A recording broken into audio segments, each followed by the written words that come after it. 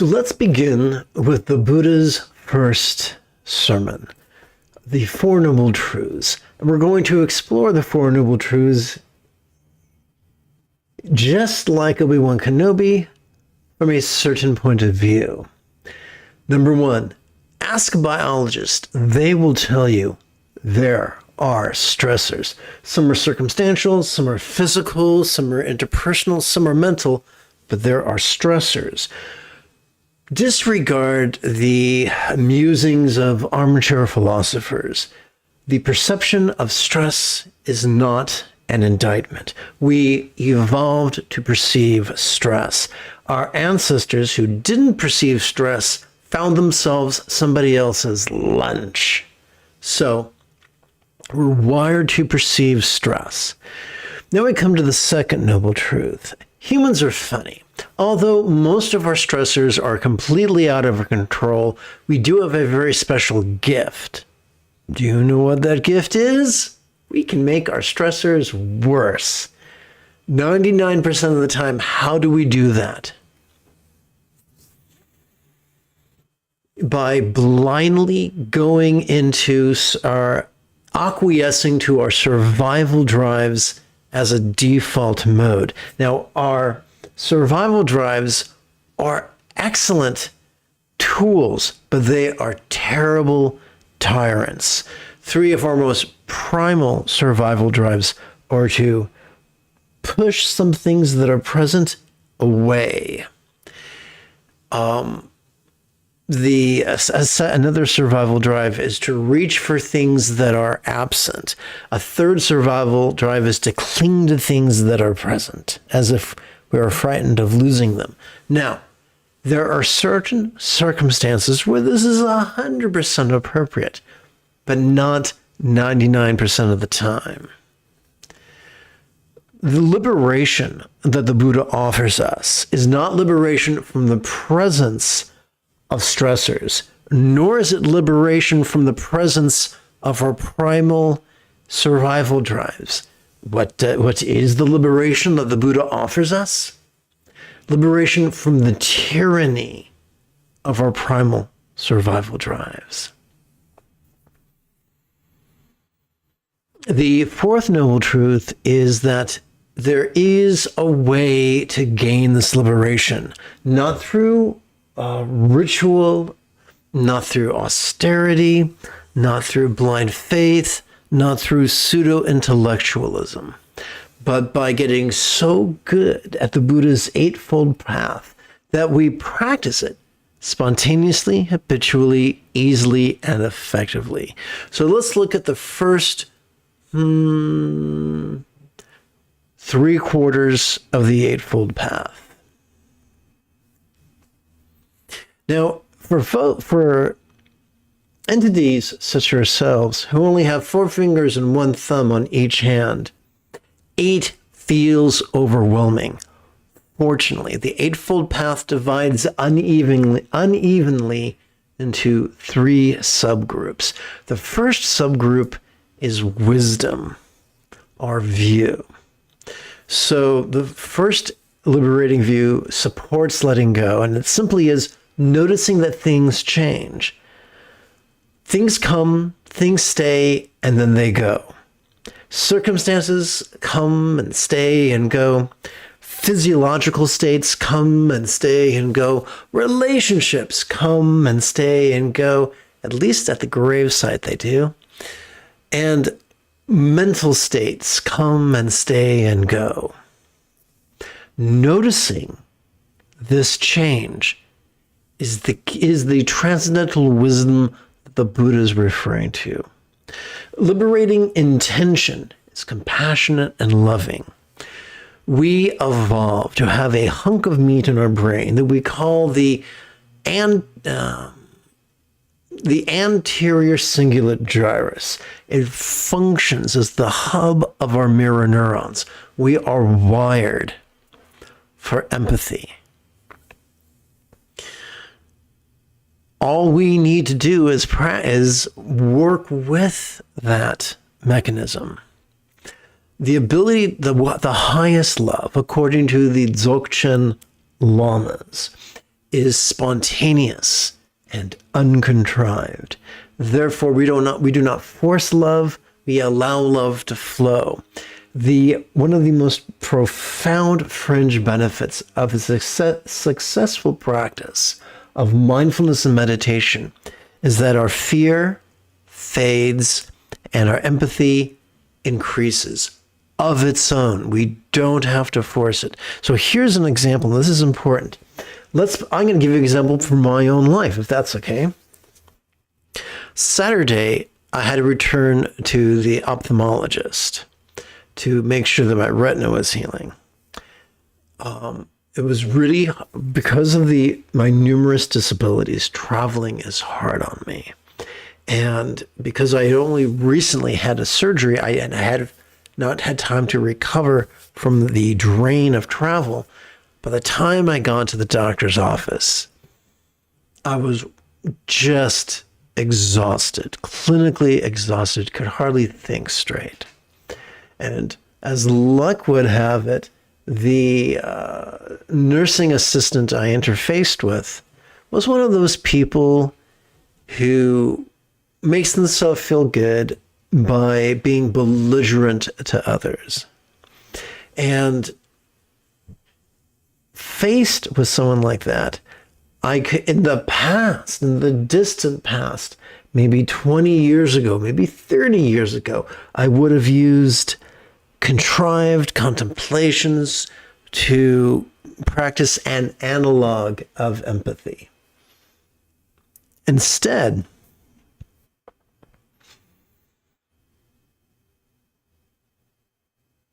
as I sat,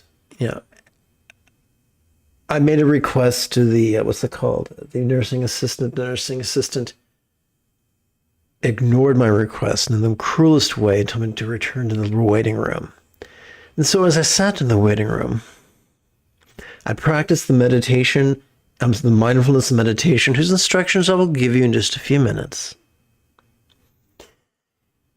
I noticed what I felt as I breathed in. I relaxed as I breathed out. And I was able to work through it.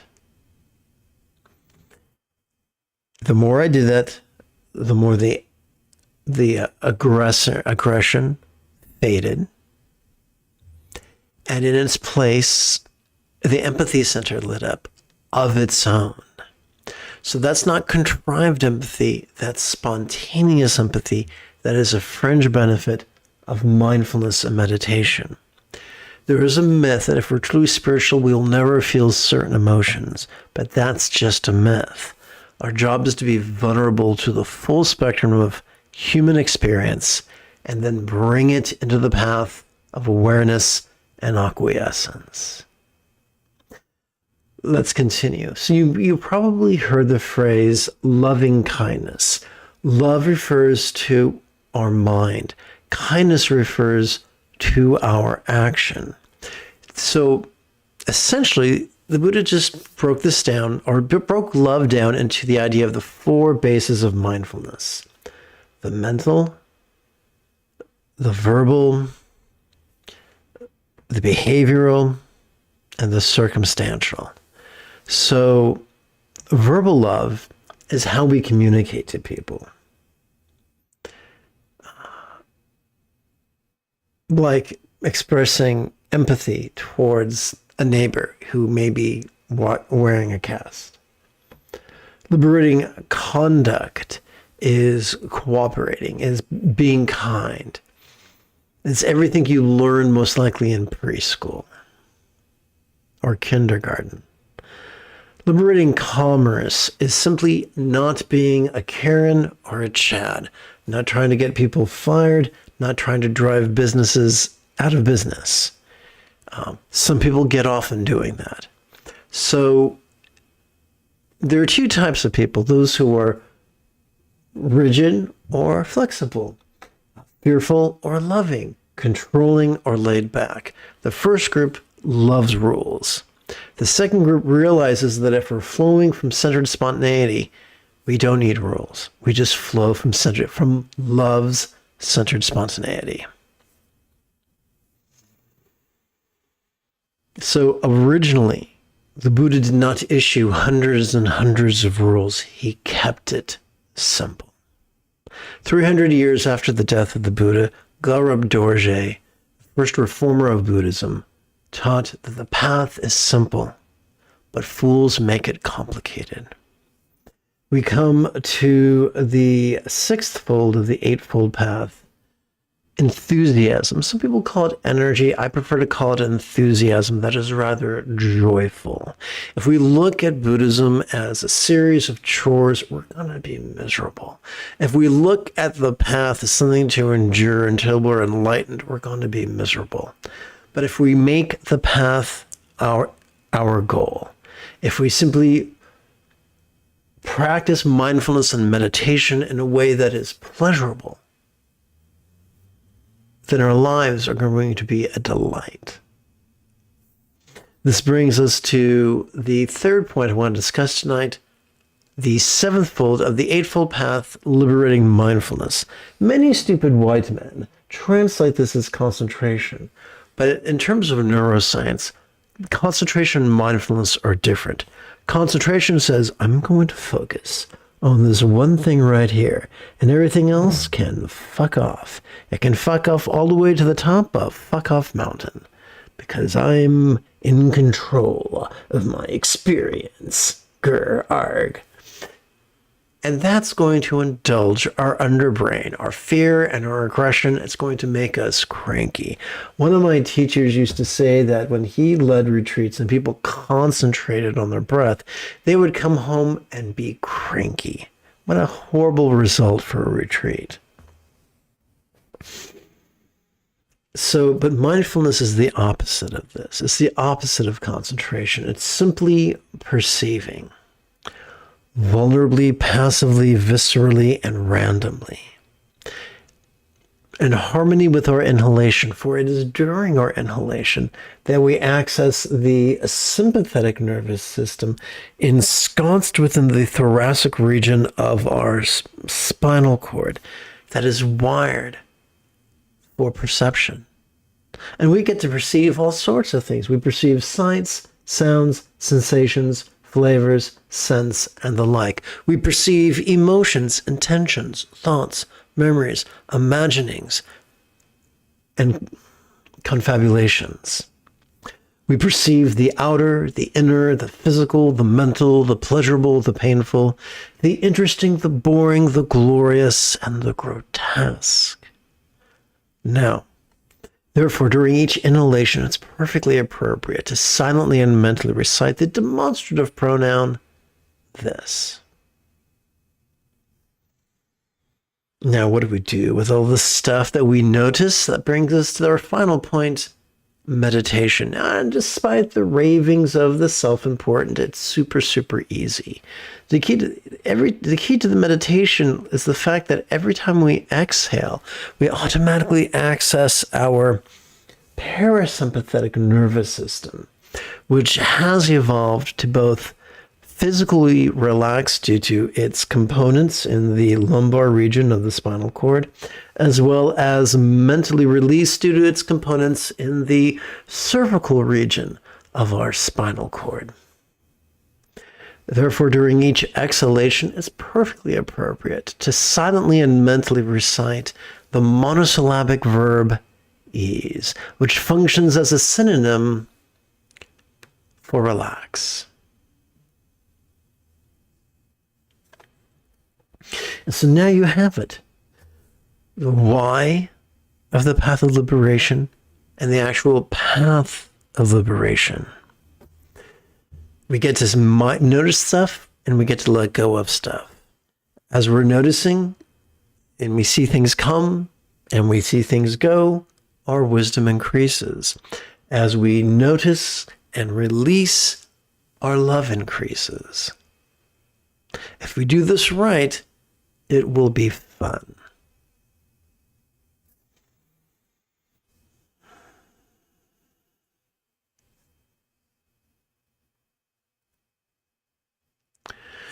I shall now punitively subject you to jumbo face. So, a good-hearted fellow asked me, I just read the Tao Te Ching and I was wondering if all the writing about rulers is a metaphor for ruling ourselves. That, oh James, is a brilliant question. So I'm going to remind you of something you already know because I'm annoying that way.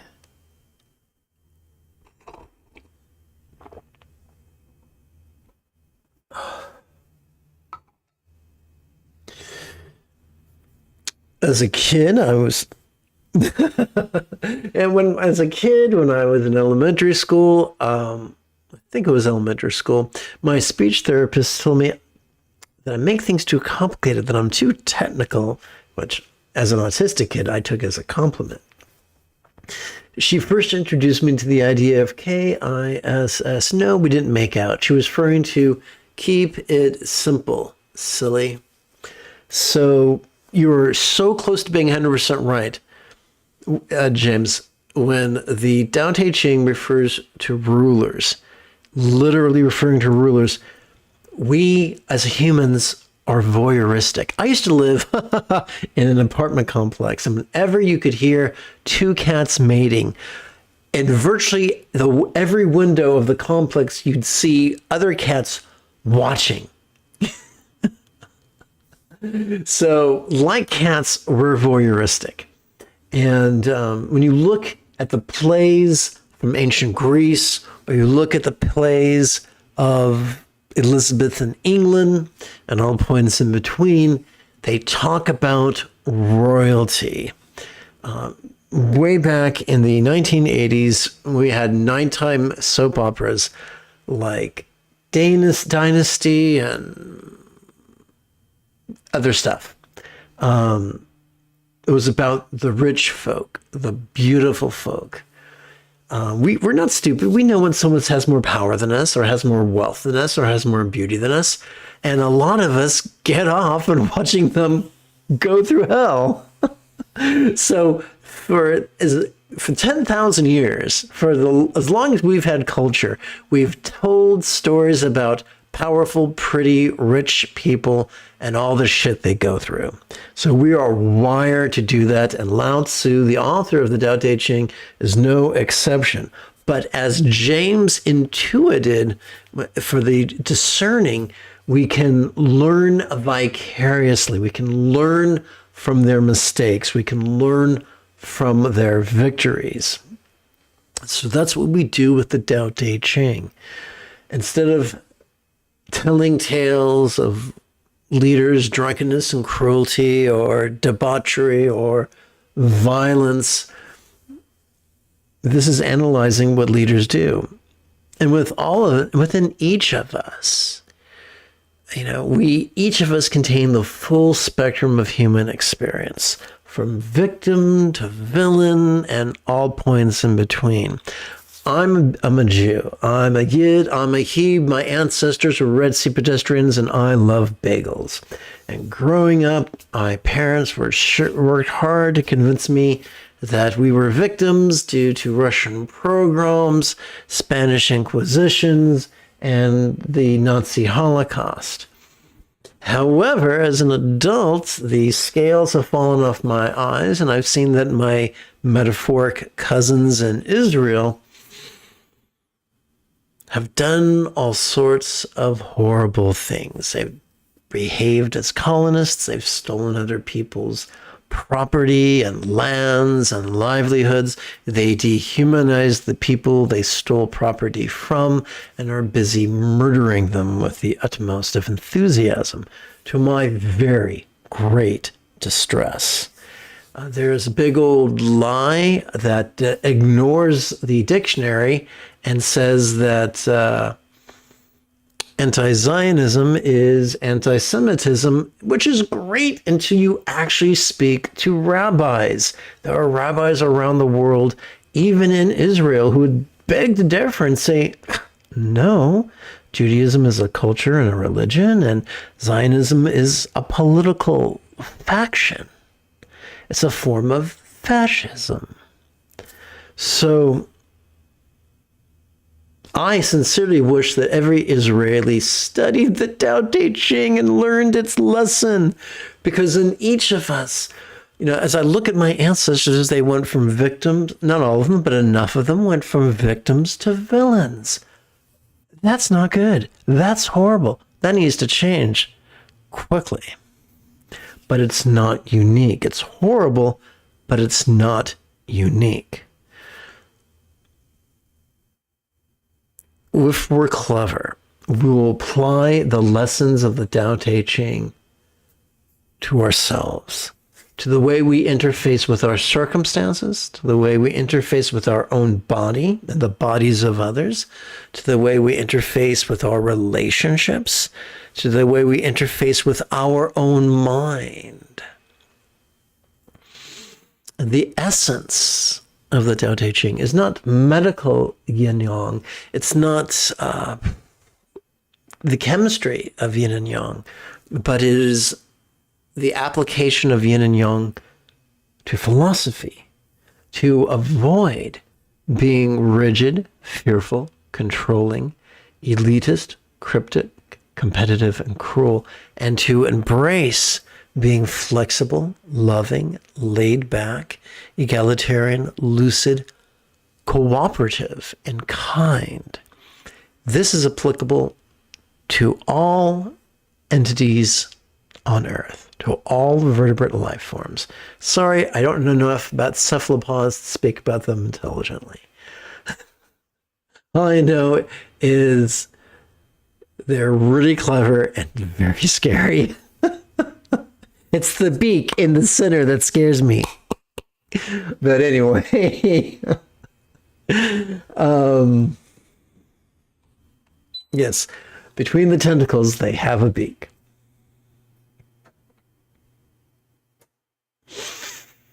So, James, you were very close. The Tao Te Ching can be applied to how we relate to our mind and our body. It can also be applied to how we relate to everybody else's mind and body. So well done, James. Let's give James a psychic Yoda high five.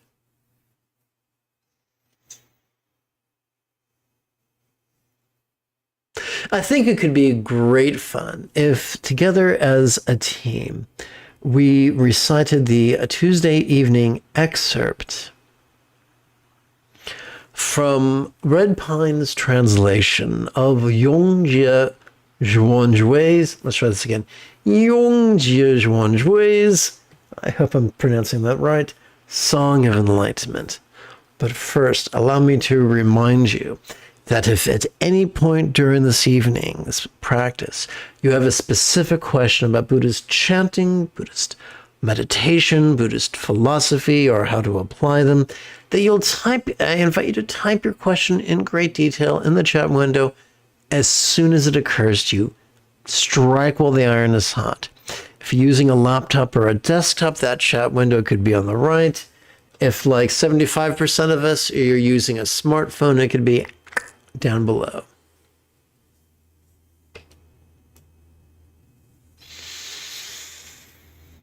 And let's chant. Let people mock another speaker. Let them tire themselves like trying to burn the sky. Hearing their words is like tasting sweet too. I swallow and suddenly enter the inconceivable. Sticks and stones will break my bones. But you know what? Words can hurt too. Words can scar us for life. I saw a horrible video of a prisoner handcuffed in custody at the police station, exercising his constitutional right to refuse a blood test.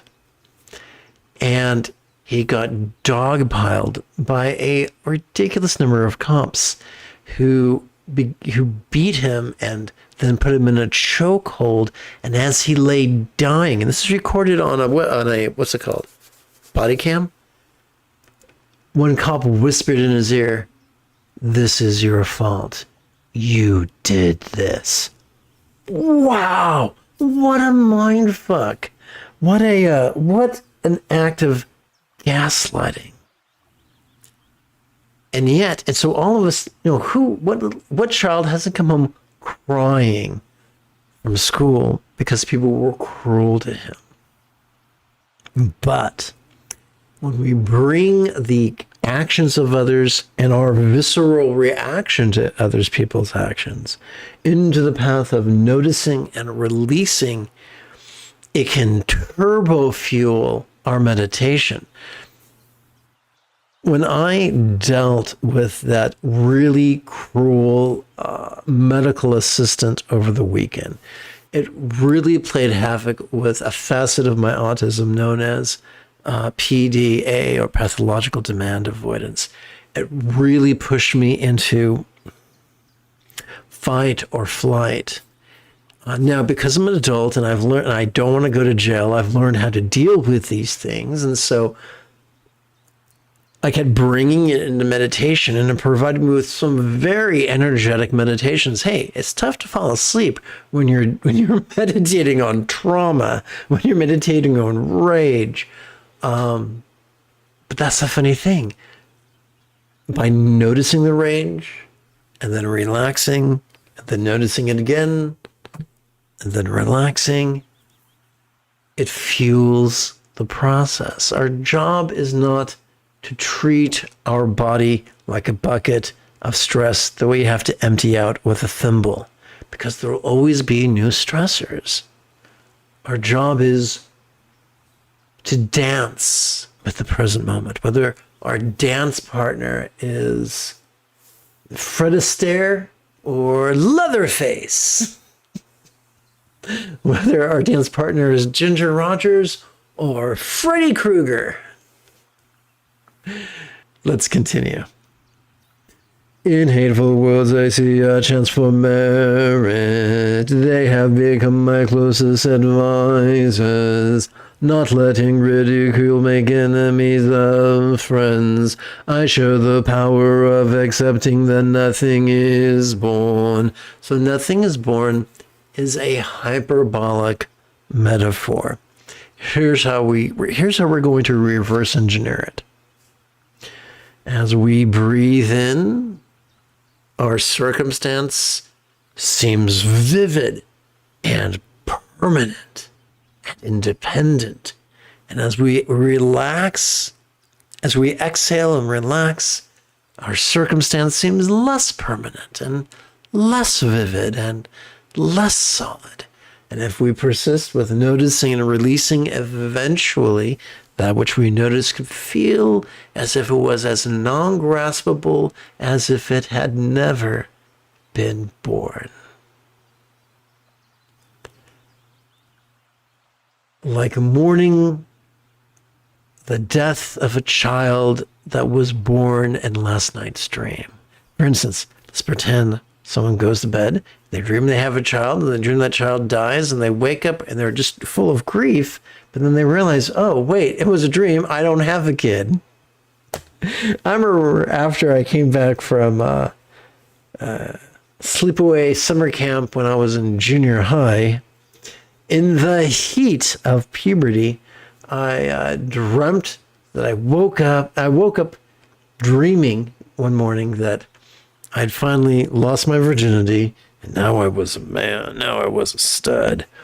I was so pleased with myself. And then I realized, oh shit, it was a dream.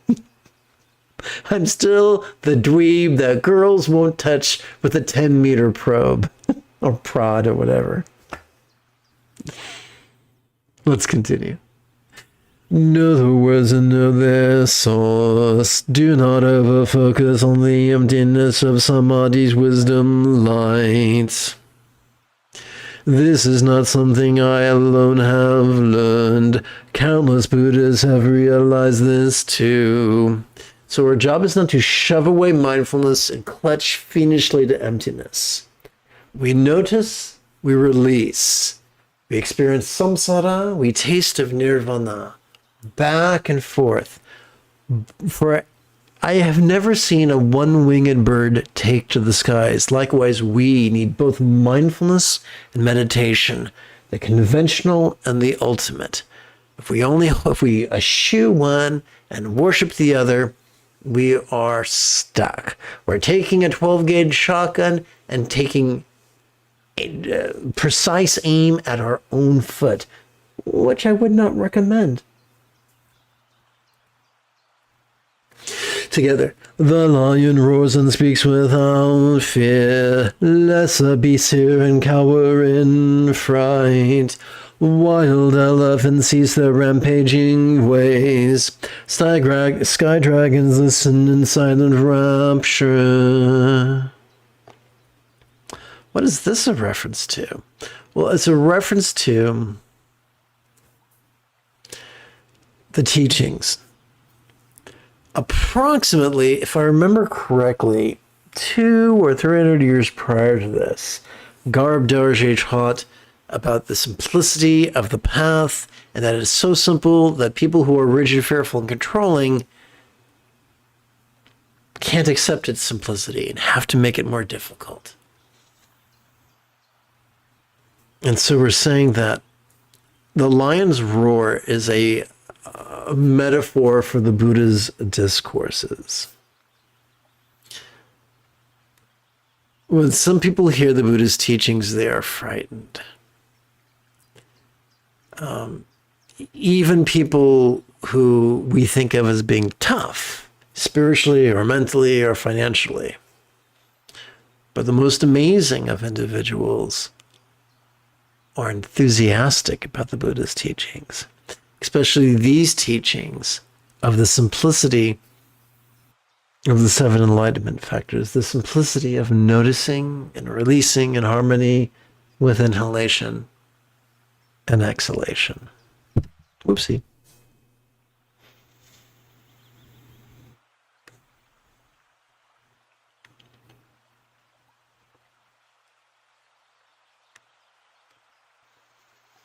I look forward to meditating with you, but first, a minute of housekeeping. This is Lama Jigme Gyatso of the Buddha Joy Meditation School. We have each at times been betrayed by authority figures. We have each come face to face with the fact elitism does not serve us. Meditation is not for the few, it's for each of us. Enlightenment is not for the special, it's for each of us. I've spent the majority of my adult life studying and practicing and reverse engineering every sect of Buddhism so that you could rapidly and easily become the person that your dog already thinks you are. Welcome to Meditate Like a Jedi, which is made possible due to the generosity of viewers just like you.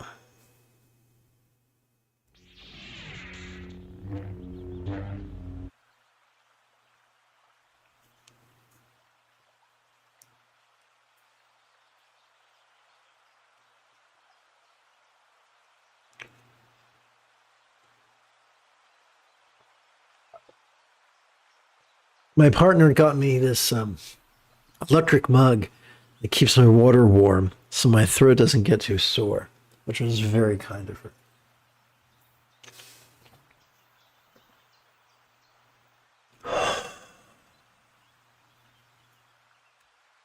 Together as a team, let us perform the recitations of Empathetic Bodhicitta and Enthusiastic Refuge. We will begin with the longer triplet chant. May I liberate all beings from the tyranny of hating, craving, and clinging by relying on the Buddha's example, instructions, and students. Now let's choose the bookend chant on the more concise version of the same sentiments. May I liberate all beings by relying on the 3 jewels. May I liberate all beings by relying on the 3 jewels. May I liberate all beings by relying on the 3 jewels.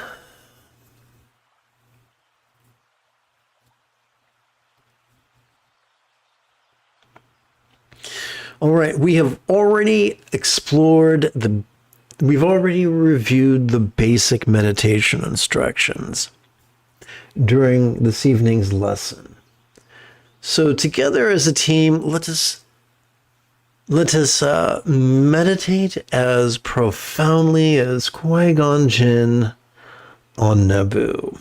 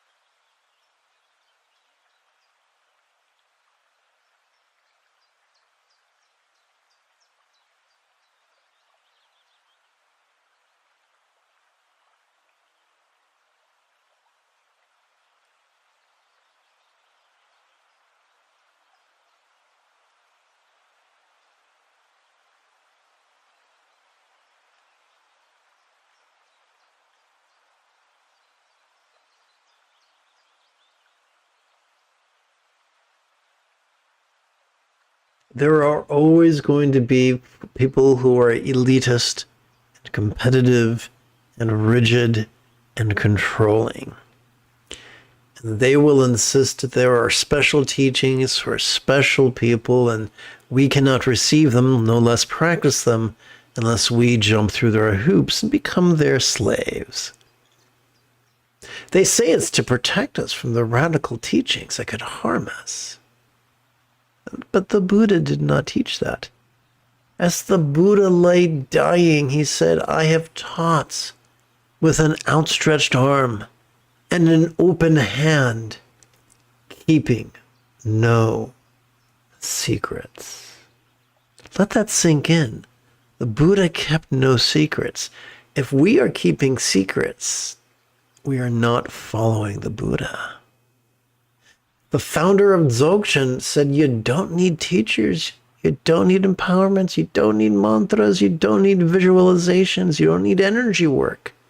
Just sit, watch, and release.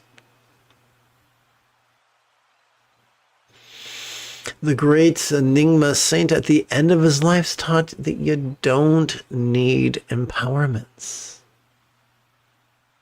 The great luminaries have always been bastions of freedom and ease and simplicity. And cranky curmudgeons have always railed against them.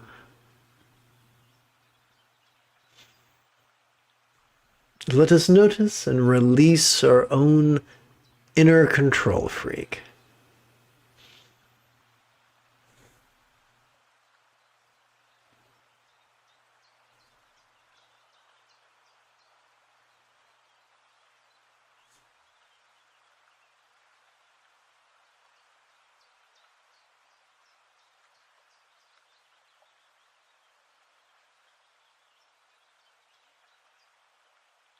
telling people that if they practice a technique or read a text without your permission, they will spend an eternity in hell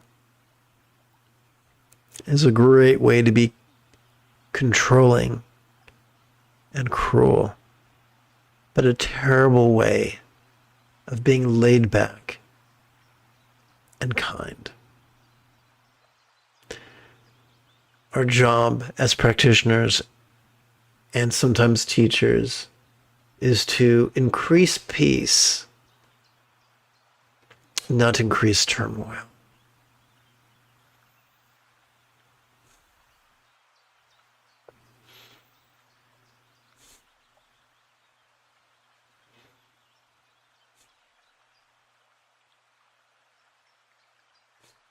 While it is optimal to wait to teach until we've accumulated 10,000 hours of formal practice and 10,000 hours of formal study, if someone needs our help and they ask for our help, we give them the help we can, referring them to better teachers, but still being there to practice spiritual first aid. None of us, most likely, are ER physicians, surgeons, and the like. But we can still render basic first aid. If someone's bleeding, we can put compression on the wound and call 911 and wait for the big boys to arrive. We can do something to help. We don't need anybody's permission to choose kindness, even when it's inept and clumsy and flawed and less than perfect.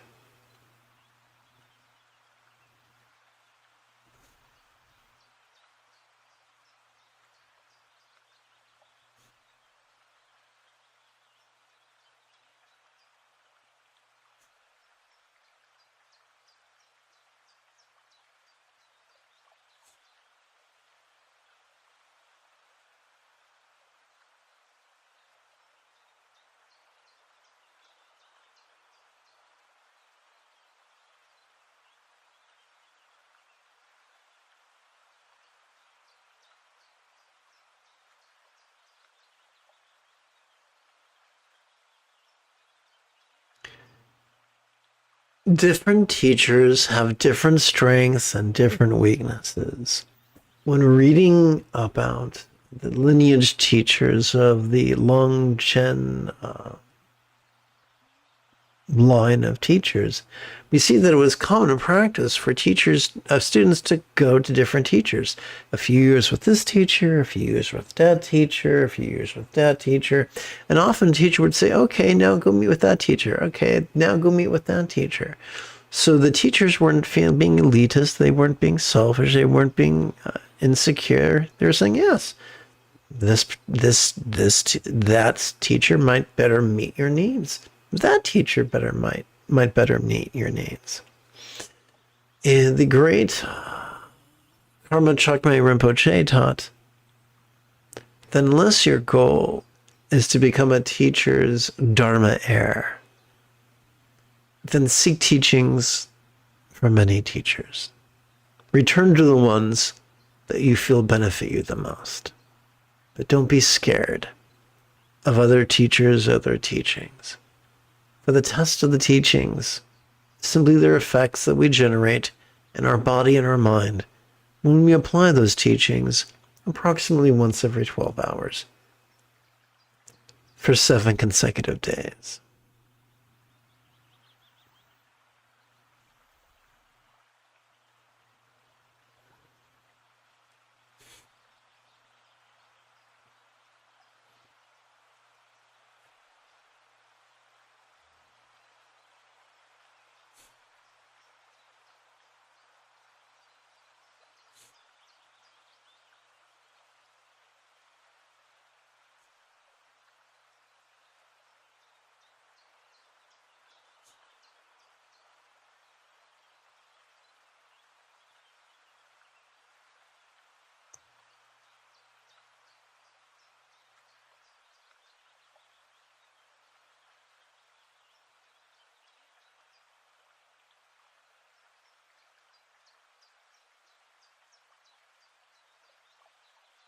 We can find tankas of Garab Dorje sitting naked, with one hand on his chest pointing forward, and another hand on his knee with a palm open.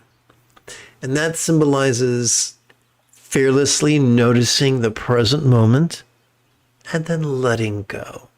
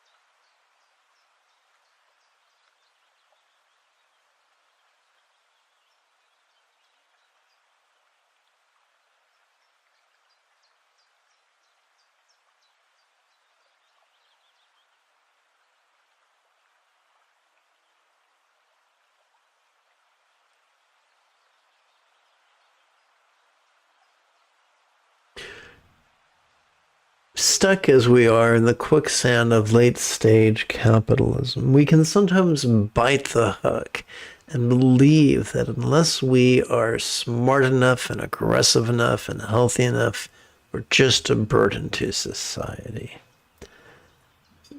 But our ancestors, our Paleolithic ancestors, left behind archaeological evidence that cripples were not left to starve and die, but they were nurtured and cared for.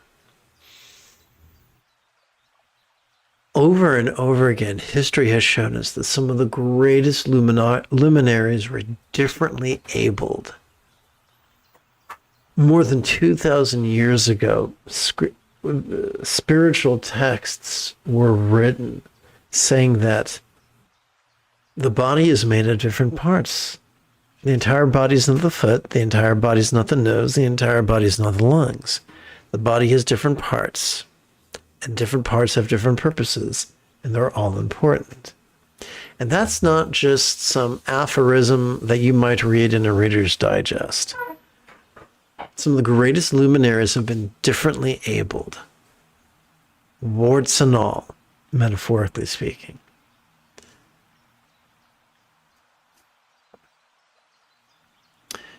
And in days of yore, an insomniac might be an excellent sentinel for the village.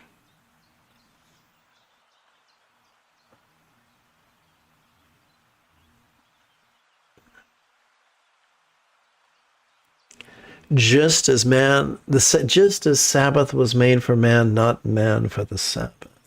Likewise,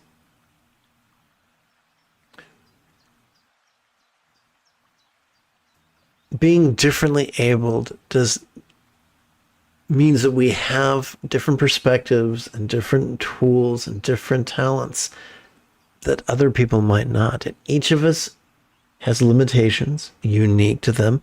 Each of us has strengths unique to us. And that's nothing to be ashamed of. That's profoundly beneficial. That is profoundly useful. And if someone tells you differently, then thank them, for they have showed you that they are not your friend. And you can love them from afar as you find more nurturing companions.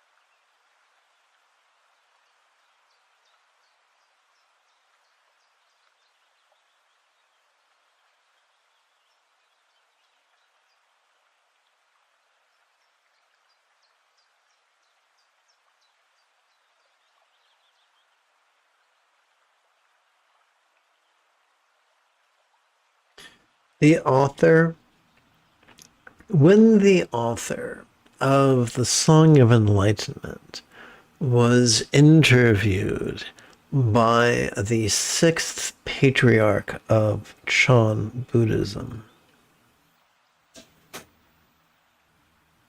the patriarch asked him who his teacher was. And the author said, the Mahayana Nirvana Sutra and the Vimalakirti Sutra.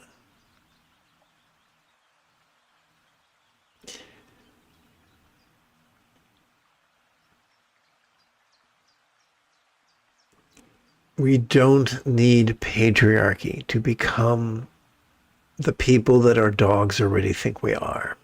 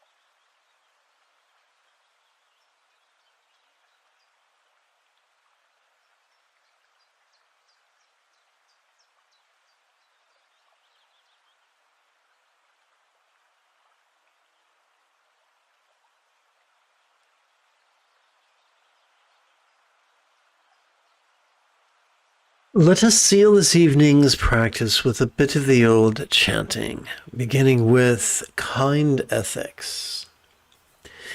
May all beings practice of kind communication, conduct, and calmness flow spontaneous and uncontrived.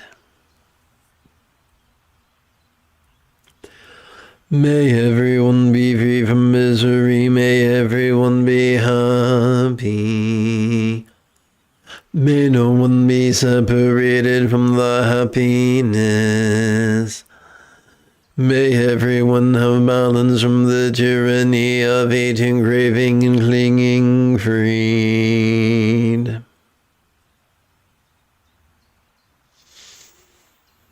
If you feel that I have earned it, you could give this a thumbs up. You could even help support this channel on Patreon. In approximately 10 2/3 hours, I would very much like to return to lead tomorrow's early morning meditation class and group practice. And if you are as geeky as me, this is the way.